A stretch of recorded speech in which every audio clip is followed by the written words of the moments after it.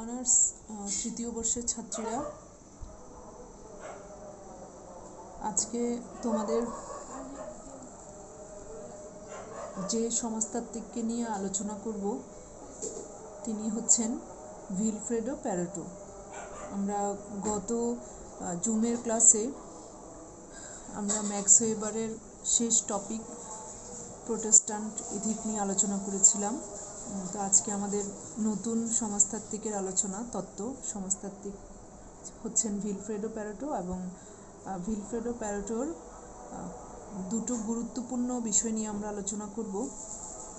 প্রথমে এই গুরুত্বপূর্ণ দুটো কনসেপ্ট নিয়ে আলোচনা করার আগে আমরা প্যারেটোর জীবন ও কর্ম নিয়ে কিছু বলতে চাই।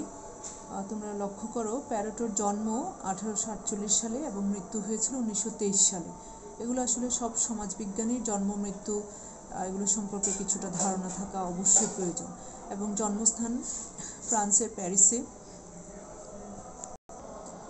তার পিএইচডি থিসিসের শিরোনাম the fundamental principles of equilibrium in social bodies, solid bodies.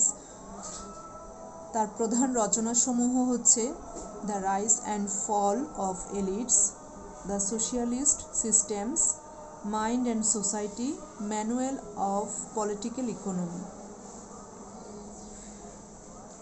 এখন আমরা ভিলফ্রেডো প্যারেটোর যে দুটো কনসেপ্ট নিয়ে আলোচনা করব, যেগুলো আসলে গুরুত্বপূর্ণ, আমরা সেই দুটো কনসেপ্ট নিয়ে আলোচনা করব। যেমন ভিলফ্রেডো প্যারেটোর একটা কনসেপ্ট হচ্ছে ডিরাইভেশনটা কি। ডিরাইভেশনটা কি, এই জিনিসটা দিয়ে কিন্তু ভিলফ্রেডো প্যারেটো চক্রাকার তত্ত্ব আলোচনা করেছিল। ভিলফ্রেডো প্যারেটোর ডিরাইভেশনটা হচ্ছে আসলে রেসিডিউসের ব্যাখ্যা। রেসিডিউসের ব্যাখ্যা তিনি রেসিডিউস বলতে আসলে এখানে যে জিনিসটা বোঝানোর চেষ্টা করেছিল, যৌক্তিকতা। রেসিডিউসের ব্যাখ্যা তিনি ডিরাইভেশনের মধ্যে তুলে ধরেছিলেন। ডিরাইভেশনটা কি আমরা সেটা বলবো। হ্যাঁ ছাত্রীরা, যেটা বলছিলাম ডিরাইভেশন কি, আমরা প্যারেটো কিভাবে ডিরাইভেশনকে আলোচনা করেছে, ডিরাইভেশন কি বা কিভাবে বোঝানোর চেষ্টা করেছে, আমরা সেটা আলোচনা করার চেষ্টা করব। হ্যাঁ ছাত্রীরা, তোমরা লক্ষ্য করো, আমি ডিরাইভেশন নিয়ে একটা স্ক্রিনে কিছু লেখা দেখানোর চেষ্টা করছি। খেয়াল করে লেখা আছে, সাধারণ অর্থে ডিরাইভেশনটা হচ্ছে আসলে রেসিডিউসের ব্যাখ্যা।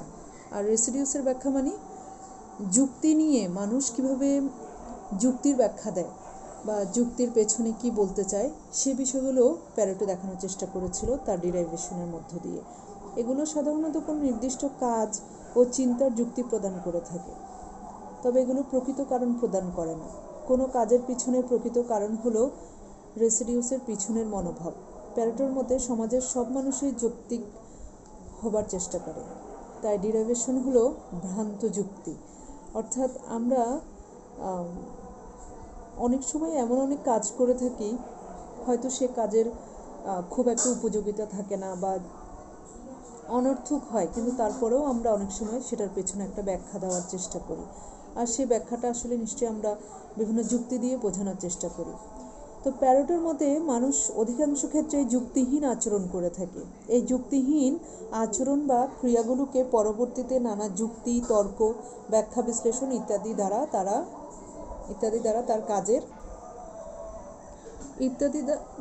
তার কাজের যথার্থতা প্রমাণ করার চেষ্টা করে। মানুষের এই ভ্রান্ত আচরণের যথার্থতা প্রমাণের প্রচেষ্টাকেই প্যারেটো ডিরাইভেশন বলে আখ্যায়িত করেছেন, যা ব্যক্তি মনের পরিবর্তনশীল উপাদানের সাথে সামঞ্জস্যপূর্ণ। তো কিভাবে প্যারেটো ডিরাইভেশনকে ব্যাখ্যা করেছিল? ডিরাইভেশনকে আসলে ব্যাখ্যা করেছিল, তিনি ডিরাইভেশনের প্রকারভেদ বলেছিল। প্রকারভেদগুলো তোমরা খেয়াল করবে। প্রকারভেদ ডিরাইভেশনের তিনি 4টি প্রধান শ্রেণীতে ডিরাইভেশনকে ভাগ করেছিলেন। ডিরাইভেশনস অফ অ্যাজারশন। এই ডিরাইভেশন অফ অ্যাজারশনটা কি, তিনি এই ধরনের ডিরাইভেশনকে কিভাবে তিনি ব্যাখ্যা করেছিলেন? শ্রেণীর প্যারেটো তার প্রথম শ্রেণীর ডিরাইভেশন বলতে সকল যুক্তিহীন বক্তব্যকে বুঝিয়েছেন। সাধারণত কর্তা অর্থাৎ কোনো মানুষ মানুষের দ্বারা সম্পাদিত কোনো কাজের ব্যাখ্যা দিতে অক্ষম হলে তার স্বার্থ বা আবেগেরও বেশি মূল্য দিয়ে থাকে। এভাবে তার মনোভাবটা শক্তিশালী ভূমিকা পালন করে। যেমন এক্সাম্পল, যখন কোনো ব্যক্তি কোনো কাজের পেছনে যুক্তি খুঁজে পায় না, তখন সে আবেগের বশবর্তী হয়ে সহসাই বলে থাকে, আমার ইচ্ছে হয়েছে তাই আমি কাজটা করেছি। এই যে আমার ইচ্ছে হয়েছে, সে একটা কাজ করেছে, কিন্তু কাজটার পেছনে সে কোনো যৌক্তিকতা কাউকে বোঝাতে পারে না। যখন কেউ সমালোচনা করবে, তৈরি হয়ে যায় তার কাজের, ঠিক তখনই সে বলে আমার ইচ্ছে হয়েছে তাই আমি কাজটা করেছি। এই বিষয়টাকেই প্যারেটো প্রথম শ্রেণীর ডিরাইভেশন বলেছে, এবং ডিরাইভেশনস অফ অ্যাসারশন তিনি বোঝানোর চেষ্টা করেছে এটার মধ্য দিয়ে। আবার কখনো কখনো দেখা যায় তোমার মানুষ প্রায় সময় তার কাজের পুনরাবৃত্তি করে। একটা কাজ একবার করেছে, কিন্তু তারপরে সে ওই কাজটা আবার পুনরাবৃত্তি করার চেষ্টা করে। মানে সে নির্দিষ্ট করে যে কোনো একটা কাজকে খুব গুরুত্ব দিয়ে থাকে, তার কাছে গুরুত্বপূর্ণ, এজন্য সে ওই কাজটা আবার করে। এক্ষেত্রে ডিরাইভেশনস অফ অথরিটি বলতে প্যারেটো কি বোঝাতে চেয়েছিল? Derivations of authority of individual, group, custom এখানে প্রথা বোঝাতে চেয়েছে, দল বোঝাতে চেয়েছে, অথবা কর্তৃত্ব বোঝাতে চেয়েছে। তো এ ধরনের ডিরাইভেশন কাউকে যুক্তি, প্রমাণ বা উপদেশের মাধ্যমে প্ররোচিত করে। আরেকটু ব্যাখ্যা করলে, মানুষকে প্ররোচিত করার ক্ষেত্রে অতীত, ইতিহাস, ঐতিহ্য ও প্রথার একছত্র আধিপত্য থাকে। অনেক ব্যক্তি, কখনো দেখা যায় অনেক সময় কর্তৃত্বের দোহাই দিয়ে সম্পাদিত কাজের ব্যাখ্যা দাঁড় করান। এই কর্তৃত্ব কোনো ব্যক্তি, গোষ্ঠী, প্রথা বা অলৌকিক ঘটনা দ্বারা গঠিত হয়ে থাকে। উদাহরণ হিসেবে বলা যায় যে কাউকে কোনো কথা বিশ্বাস করতেই হবে যদি সেটি দার্শনিক এরিস্টটল বর্ণিত হয়ে থাকে, তা জানা যায় না। তবে সমাজের বিভিন্ন প্রথা, প্রতিষ্ঠান এবং ঐতিহ্যের মধ্যে শতাব্দীর পর শতাব্দী এ ধরনের কর্তৃত্ব টিকে থাকে। যেমন এটার একটা খুব সহজ এক্সাম্পল দেওয়া যায়, যেমন আমরা অনেক সময় অনেক কাজ অনেকে করে দিতে বললে আমরা অনেক সময় খুব সহজেই বলে ফেলি যে ভাই এই কাজটা করতে পারবো না। কেন করতে পারবো না? আমাদের প্রতিষ্ঠানে এরকম নিয়ম নাই। সে এই কথাটা বলেই, অর্থাৎ অথরিটির নিয়ম নাই, অথরিটির বিধিবিধান নাই বিধায় সে তার জন্য এই কাজটা করতে পারবে না। যদি অথরিটির বিধান থাকতো তাহলে সে কাজটা করে দিতে পারতো। এই যে সে অথরিটির কথা বলে তার কাজের ব্যাখ্যা দেওয়ার চেষ্টা করেছে, এই জিনিসটাকে ডিরাইভেশনস অফ অথরিটি বলার চেষ্টা করেছে প্যারেটো। তারপরে derivations that are in accord with common sentiment and principles, অর্থাৎ এখানে ডিরাইভেশন দিয়ে তিনি বোঝানোর চেষ্টা করেছে সাধারণ কিছু সেন্টিমেন্ট এবং মৌলিক, মানে সাধারণ যেগুলো সচরাচর দেখা যাবে, আবার এমন কিছু সেন্টিমেন্ট আছে যেগুলো আসলে সচরাচর দেখা যায় না, মৌলিক যেগুলো থাকবে। তো এই শ্রেণীর ডিরাইভেশনের পিছনে আবেগ, প্রচলিত ধ্যান ধারণা ও এখানে সামষ্টিক স্বার্থ কাজ করে। এক্সাম্পল দেওয়া যে মানুষ সাধারণত খুব সহজে প্রচলিত ধ্যান ধারণার বিপরীতে যেতে চায় না। সমাজে সকলে যেভাবে চলছে সেভাবেই সে চলতে থাকে। এক্ষেত্রে সেই কাজের যৌক্তিকতা আছে কি নেই সেটা কর্তা নিজেও জানে না বা জানার চেষ্টা করে না। হয় এক্সাম্পলটা হতে পারে, যেমন আমাদের সমাজে মেয়েদের বিয়ে হলে হাতে চুড়ি পরছে, নোজ পিন পরছে, নাকের ফুল পরছে। এখন এই হাতে চুড়ি পরা, নোজ পিন পরা বিবাহের পরবর্তীতে কেন? এটা হচ্ছে আমাদের সমাজের রীতিনীতি বিবাহের পরে। তো আবার ঠিক সেই মেয়েটার যদি হাজব্যান্ড মারা যায়, বিধবা হয়ে যায়, তখন সেক্ষেত্রে তার হাতের চুড়ি এবং নোজপিনকে খুলে ফেলতে বাধ্য করা হয়। ছাত্রীরা যেটা বলছিলাম যে আমাদের ডিরাইভেশনের ব্যাখ্যায় আমাদের সাধারণ কিছু সেন্টিমেন্ট এবং মৌলিক কিছু সেন্টিমেন্ট কাজ করে। যেমন কোনো মেয়ের বিবাহের পরবর্তীতে তার অর্নামেন্টস পরা, হাতে চুড়ি, নাকের ফুল পরা, সেটাও আমাদের সমাজের সাধারণ কিছু ধ্যান ধারণা। আবার যখন এই সেম যে মেয়েটা বিবাহিত, তার হাজব্যান্ড যদি মারা যায়, সে যখন বিধবা হচ্ছে তখন তার হাতের চুড়ি, নাক ফুল খুলে ফেলতে বাধ্য করা হচ্ছে, এটাও দৃষ্টিভঙ্গি। তো এক্ষেত্রে চুড়ি পরাটা না পরাটা, চুড়ি পরাটা কিন্তু আমাদের সাধারণ দৃষ্টিভঙ্গি হতে পারে, কারণ অনেক সময় আমরা দেখি মেয়েরা বিবাহিত না হলেও কিন্তু হাতের চুড়ি এবং নাকের ফুল পরছে। কিন্তু হ্যাঁ, যখন বিবাহিত মেয়ের হাজব্যান্ড মারা যাচ্ছে, তার হাজব্যান্ড মারা যাওয়ার সাথে সাথে যখন তার নাকের ফুল এবং হাতের চুড়ি খুলে ফেলা হচ্ছে, সেটা কিন্তু প্রিন্সিপালস হয়ে যাচ্ছে। তখন কিন্তু সেই ধারণাটা মৌলিক ধারণা, মানে তাকে সেটা বাধ্য করা হচ্ছে।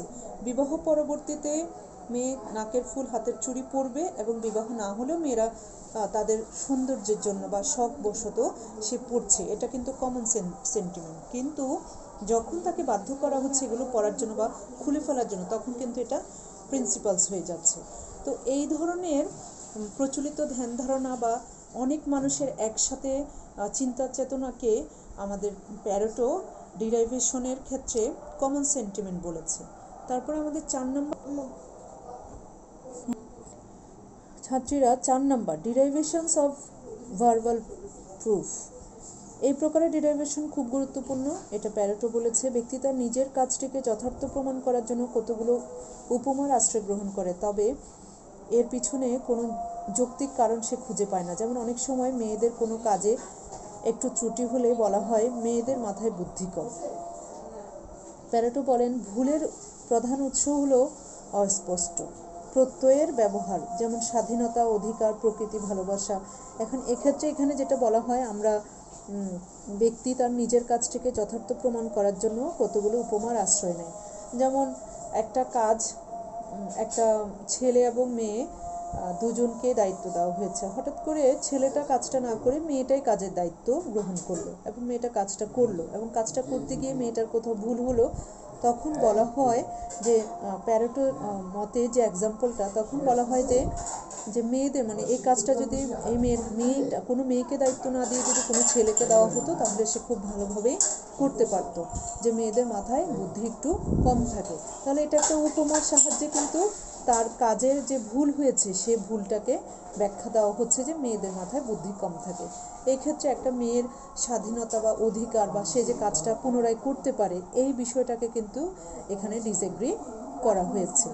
তো এক্ষেত্রে দেখা যাচ্ছে প্যারেটোর সমাজচিন্তার সকল বিশ্লেষণে রেসিডিউস এবং ডিরাইভেশন অত্যন্ত গুরুত্বপূর্ণ এবং মৌলিক ভূমিকা পালন করে, তবে তা সেই সাথে কিছুটা জটিলতারও সৃষ্টি করে। ছাত্রীরা, আমরা প্যারেটোর দুটো কনসেপ্ট আলোচনা করব বলেছিলাম। কিছুক্ষণ আগে যেটা সম্পর্কে আলোচনা করেছি সেটা ছিল ডিরাইভেশনস, এবং প্যারেটোর ডিরাইভেশনের 4টা ভাগ দেখানোর চেষ্টা করেছে। আমরাও 4টা প্রকার আলোচনা করেছি। এখন আমরা প্যারেটোর এলিট চক্রাকার তত্ত্ব আলোচনা করব। এলিট চক্রাকার তত্ত্ব আসলে ডিরাইভেশনের মধ্য দিয়েই যে বিষয়টা, যে 4 প্রকার ডিরাইভেশন মানুষের বলা হয়েছিল, সেটাই সেই ডিরাইভেশনেরই রেশ এলিট চক্রাকার তত্ত্ব আলোচনা হয়েছে। সমাজবিজ্ঞানী ভিলফ্রেডো প্যারেটো সামাজিক পরিবর্তনকে রাজনৈতিক প্রবাহের মাঝে বিশ্লেষণ করেছেন। মানে সমাজের যে পরিবর্তন, তিনি রাজনীতির ধারায় তিনি দেখানোর চেষ্টা করেছেন যে সমাজের পরিবর্তন আসলে এভাবে হয়। তাহলে আসো আমরা আলোচনা করার চেষ্টা করছি যে প্যারেটোর এলিট চক্রাকার তত্ত্বটা কী। তিনি অর্থাৎ প্যারেটো তার এলিটস অ্যান্ড সোসাইটি নামক গ্রন্থে বলেছেন, ইতিহাস হচ্ছে অভিজাততন্ত্রের সমাধিক্ষেত্র। তিনি তার একটা গ্রন্থ, যেটার নাম আমরা বলেছি, সেই গ্রন্থে ইতিহাস হচ্ছে অভিজাততন্ত্রের সমাধিক্ষেত্র। এটি তিনি কেন বলেছেন? তিনি তার এই উক্তি দ্বারা বোঝাতে চেয়েছেন যে সমাজে এক শ্রেণীর পতন হচ্ছে এবং এর সাথে সাথে আরও এক অভিজাত শ্রেণী গড়ে উঠেছে। এভাবে পতন আর উত্থানের মাঝে সমাজের ব্যক্তির ক্রিয়াশীলতা চলছে। প্যারেটো আরও বলেন, সমাজে এমন লোক রয়েছে যারা গতানুগতিক বা ঐতিহ্যবাহী জীবনধারা অনুসরণ করতে চান। প্যারেটোর মতে এরা রেন্টিয়ার্স বা অপ্রগতিশীল। আর একটা প্রাণীর সাথে তুলনা করেছে এই অপ্রগতিশীল ব্যক্তিদেরকে। তোমরা লক্ষ্য করো, আমি অ্যারো চিহ্ন দিয়ে বলেছি লায়ন। অপরদিকে সমাজে আরেক ধরনের লোক থাকেন যারা এর বিপরীতধর্মী। কার বিপরীতধর্মী? যারা ঐতিহ্যবাহী স্টাইলে জীবন ধারা রাখে তাদের বিপরীতধর্মী। প্যারেটোর মতে এরা হচ্ছে স্পেকুলেটরস বা প্রগতিশীল, এবং এদেরকে একটি প্রাণীর সাথে তুলনা করেছে, সেটি হচ্ছে ফক্স। প্যারেটো সমাজের সবচেয়ে সক্ষম ও পারদর্শী ব্যক্তিদেরকে এলিট বলেছেন। তিনি এলিটদেরকে দুটি শ্রেণীতে বিভক্ত করেছেন, যথা শাসক এলিট এবং অশাসক এলিট। শাসক এলিট কারা? Governing elite. আর অশাসক elite non governing elite. Governing elite এরা ক্ষমতায় অধিষ্ঠিত, আর নন গভর্নিং এলিট এরা ক্ষমতায় অধিষ্ঠিত নয়। তাহলে এই যে গভর্নিং এলিট এবং নন গভর্নিং এলিট, এরা দুই ধরনের এলিট, শাসক এবং অশাসক। এদের উভয়ের মাঝে কিন্তু দুটো বৈশিষ্ট্য বিদ্যমান থাকে, রেন্টিয়ার্স অ্যান্ড স্পেকুলেটরস। রেন্টিয়ার্স খেয়াল করো এখানে, যেটাকে আমরা লায়ন বলেছি, এবং স্পেকুলেটরস যাদেরকে আমরা ফক্স বলেছি। এই দুটো বৈশিষ্ট্য কিন্তু এই দুটো এলিটদের মাঝে কিন্তু বিদ্যমান থাকে। আমরা যেটা বলছিলাম, শাসক এলিট এবং অশাসক এলিটের উভয় ধরনের এলিটের মধ্যেই আমরা কি লক্ষ্য করি? রেন্টিয়ার্স এবং স্পেকুলেটরস বৈশিষ্ট্য। ক্ষমতায় অধিষ্ঠিত এলিট অর্থাৎ শাসক এলিট চিরকাল ক্ষমতায় থাকে না, এলিট চক্রাকারে পরিবর্তিত হয়। অশাসক এলিট শাসক এলিটদের পরাস্ত করে ক্ষমতায় আসে এবং তারাও আবার একদিন পরাস্ত। হ্যাঁ ছাত্রীরা, প্যারেটো এই যে আমরা বললাম যে শাসক এলিট চিরকাল ক্ষমতায় থাকে না, অশাসক এলিট শাসক এলিটকে পরাস্ত করে আবার ক্ষমতায় ফিরে যেতে চায়। প্যারেটো এই চক্রাকার আবর্তনকে এলিট চক্রাকার আবর্তন বলে অভিহিত করেছেন। প্যারেটো শুধু এলিটদের চক্রাকার পরিবর্তন সম্পর্কে আলোচনা করেই ক্ষান্ত হয়নি, বরং এই পরিবর্তনের কারণ অনুসন্ধান করে তারা ব্যাখ্যা বিশ্লেষণ করতেও চেষ্টা করেন। এছাড়া কারা শাসন ক্ষমতায় থাকবে এবং কারা থাকবে না এ বিষয়েও তিনি স্পষ্ট ব্যাখ্যা দিয়েছেন। প্রকৃত প্রস্তাবে এই এলিট চক্র বিশ্লেষণ আসলে জটিল ব্যাপার। প্যারেটোর মতে শাসন ক্ষমতায় অধিষ্ঠিত থাকার জন্য সবচেয়ে আদর্শ শাসনকারী এলিটরা সবসময় প্রথম শ্রেণীর হবে, এবং যাদের মধ্যে প্রথম শ্রেণীর রেসিডিওস এবং দ্বিতীয় শ্রেণীর রেসিডিওস দুটোই প্রবল থাকবে। এই এলিট শ্রেণী যদি বাস্তবে দেখা যেত তাহলে তারা চিরকাল শাসনকারী এলিট হিসেবে ক্ষমতায় অধিষ্ঠিত থাকতে পারত। আসলে বাস্তবে দুটি শ্রেণীর রেসিডিউসের সরল সমন্বয় এলিটদের ভিতর থাকে না, বরং তাদের মধ্যে যে কোনো একটি শ্রেণীর রেসিডিউস প্রাধান্য পায় এবং অপরটি গৌণ হয়ে পড়ে। এই কারণে শাসনকারী বা শাসক এলিট চিরকাল ক্ষমতায় অধিষ্ঠিত থাকে না বা থাকতে পারে না। এই বিষয়টার আমি একটা ব্যাখ্যা দিই। যেমন আমরা কখনো দেখি যে শাসক এলিটের ভেতরে যে আমরা ফক্সের কথা বলেছি। হ্যাঁ ছাত্রীরা, আমরা যেটা বলছিলাম আসলে যে কোনো শাসক শ্রেণীর ভেতরে যদি দুটো রেসিডিউস বলতে আসলে আমরা যেটা বলছিলাম কিছুক্ষণ আগে, যে দুটো বৈশিষ্ট্য থাকবে, রেন্টিয়ার্স এবং স্পেকুলেটরস। রেন্টিয়ার্স বলতে আমরা বুঝিয়েছিলাম আসলে রেন্টিয়ার্স যে, তো কোনো শাসক শ্রেণীর ভেতরে যদি রেন্টিয়ার্স এবং স্পেকুলেটরস এই দুটো বৈশিষ্ট্য একই সাথে বিদ্যমান থাকে তখনই কিন্তু সে ক্ষমতায় টিকে থাকতে পারে। কিন্তু আমরা আসলে বাস্তবে দেখি কোনো শাসক এলিটের ভেতরে এই দুটো বৈশিষ্ট্য একই সাথে কিন্তু বিদ্যমান থাকে না, কারণ তারা প্রথমে কোনো দল যখন ক্ষমতায় আসে বা কোনো এলিট যখন শাসন ক্ষমতায় অধিষ্ঠিত হয় তখন কিন্তু তারা বিভিন্ন রকমের শক্তি, বল, বীর্য, আদর্শ নিয়ে প্রথমে তারা ক্ষমতায় আসে। তা ধীরে ধীরে লোপ পায়। প্রথমে শক্তি ব্যবহার করে তারা টিকে থাকতে চায়, অর্থাৎ প্রথমে লায়নের মতো টিকে থাকতে চায়, শক্তি ব্যবহার করে। পরে নানা ছলচাতুরির সাহায্য নেয়। ছলচাতুরি মানে ফক্সের ভূমিকা আসে। প্রথমে লায়নের ভূমিকায় থাকে যেটা অপ্রগতিশীল, পরবর্তীতে তারা স্পেকুলেটরস অর্থাৎ প্রগতিশীল হয়ে যায়, ফক্সের ভূমিকায় আসে। ছলচাতুরি, ফক্স মানে শিয়াল যেরকম অনেক বুদ্ধি দিয়ে কাজ করে, বিভিন্ন রকমের বুদ্ধি অ্যাপ্লাই করে ফক্স, ঠিক কোনো শাসক এলিট প্রথমে লায়নের মতো টিকে থাকতে চায়, তারপরে আবার সে বিভিন্ন ছলছাতুরির সাহায্য নেয়। এমন অবস্থায় শাসিত জনগোষ্ঠী থেকে অশাসক এলিট শ্রেণীটি একসময়ে শাসক এলিটদের স্থানান্তরিত করে এবং নিজেরা ক্ষমতায় বসে, পরিচিতি লাভ করে শাসক এলিট হিসেবে। প্যারেটো বলেন এই প্রক্রিয়া চক্রাকারে চলতে থাকে। চক্রাকারে চলতে থাকাটা একটু লক্ষ্য করো তোমরা এখানে, শাসক এলিট এবং অশাসক এলিট। শাসক এলিট থেকে অশাসক এলিটের কাছে ক্ষমতা আসবে, আবার অশাসক এলিট থেকে শাসক এলিটের কাছে ক্ষমতা যাবে। শাসক এলিট থেকে অশাসক এলিটের কাছে কখন ক্ষমতা আসবে? যখন শাসক এলিট দুটো বৈশিষ্ট্য একসাথে ব্যবহার করবে, অর্থাৎ লায়নের ভূমিকায়ও থাকবে, ফক্সের ভূমিকায়ও থাকবে। প্রথমে লায়নের মতো শক্তি প্রয়োগ করবে, পরবর্তীতে ফক্সের মতো ছলচাতুরি অর্থাৎ বিভিন্ন রকমের বুদ্ধি অ্যাপ্লাই করবে।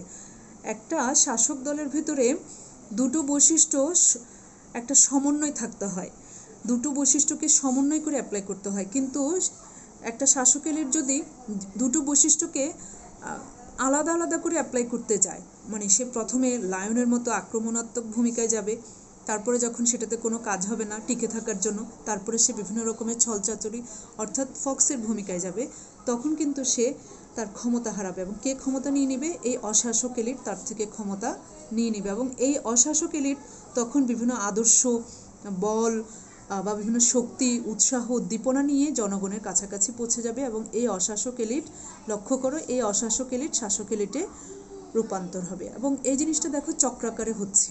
এবং প্যারেটো এটাই বোঝাতে চেয়েছে যে আসলে ইতিহাস হচ্ছে অভিজাততন্ত্রের সমাধি ক্ষেত্র, অর্থাৎ এক অভিজাত শ্রেণী চলে যাবে, আরেকটা অভিজাত শ্রেণী আসবে, আবার এই অভিজাত শ্রেণী চলে যাবে, আরেকটা অভিজাত শ্রেণী আসবে, এভাবে চক্রাকারে ঘুরবে। আজকে এক দল ক্ষমতায় আছে, আগামী দিন আরেকটা দল ক্ষমতায় যাবে। এভাবেই এলিট সার্কুলেশনটাকে বোঝানোর চেষ্টা করেছেন প্যারেটো। ছাত্রীরা, তাহলে আজকে আমরা ভিলফ্রেডো প্যারেটোর মূল যে কনসেপ্ট আমরা সেগুলো আলোচনার চেষ্টা করেছি। আসলে সবচেয়ে গুরুত্বপূর্ণ কনসেপ্ট হচ্ছে ভিলফ্রেডো প্যারেটোর এলিট চক্রাকার তত্ত্ব, যে তিনি কিভাবে ইতিহাস হচ্ছে অভিজাততন্ত্রের সমাধিক্ষেত্র, এটার মধ্য দিয়ে তিনি কিভাবে তার চক্রাকার তত্ত্বটাকে তুলে ধরেছে। এই ধরনের কোয়েশ্চেন প্যাটার্ন থাকে, সেটা আলোচনা করেছেন। তো আমরাও প্যারেটোর এই গুরুত্বপূর্ণ টপিকস এই দুটোকে আলোচনায় রেখেছি। তোমাদের সম্ভবত এই মাসে পরীক্ষা, তোমরা হয়তোবা এতদিনে জানতে পেরেছো নভেম্বরের মনে হয় 25 কিংবা 26 তারিখে পরীক্ষা, যদি আমার ভুল না হয়, তোমাদের নির্বাচনী পরীক্ষা মেবি। তো নির্বাচনী পরীক্ষার আগে আমি তোমাদের কিছু সাজেশন দিব। জুম ক্লাসে সাজেশনটা দেওয়া হবে। আমি এই সপ্তাহে জুম ক্লাসের পরিবর্তে ভিডিও ক্লাস আপলোড করেছি। আমরা নেক্সট সপ্তাহে জুম ক্লাস রাখবো এবং তখন আমি সাজেশন দেওয়ার জন্য চেষ্টা করব। আমি সেভাবে তৈরি হব, তোমরাও সেভাবে প্রিপেয়ার থাকবে। আমি নির্বাচনী পরীক্ষার জন্য সাজেশন দিয়ে দেওয়ার চেষ্টা করব। তবে আমাদের ক্লাসিক্যাল সোশিওলজিক্যাল থিওরির কিন্তু সবগুলো তাত্ত্বিকেরই আলোচনা হয়েছে। তো জুম ক্লাসে আমি চেষ্টা করব মেজর কয়েকজন তাত্ত্বিকের উপরে খুব শর্ট পরিসরে আলোচনা রাখার জন্য জুম ক্লাসে, মানে নেক্সট সপ্তাহে যে জুম ক্লাসটা হবে তখন আমি মেজর কয়েকটা তাত্ত্বিকের উপরে আলোচনা রাখব। আমাদের কিন্তু আজকে এই ভিলফ্রেডো প্যারেটোর তত্ত্ব দিয়ে বা এই ক্লাসটা দিয়ে কিন্তু আমাদের ক্লাসিক্যাল সোশিওলজিক্যাল থিওরির সিলেবাস কিন্তু সমাপ্তি হচ্ছে। তো সমাপ্তি হলেও আমি বেশ কয়েকজন তাত্ত্বিককে আলাদা করে খুব অল্প পরিসরে আমি আলোচনা করব জুম ক্লাসে। তাহলে আজকের জন্য এখানে আমরা ক্লাস শেষ করছি। সবাই ভালো থাকবা। আল্লাহ হাফেজ।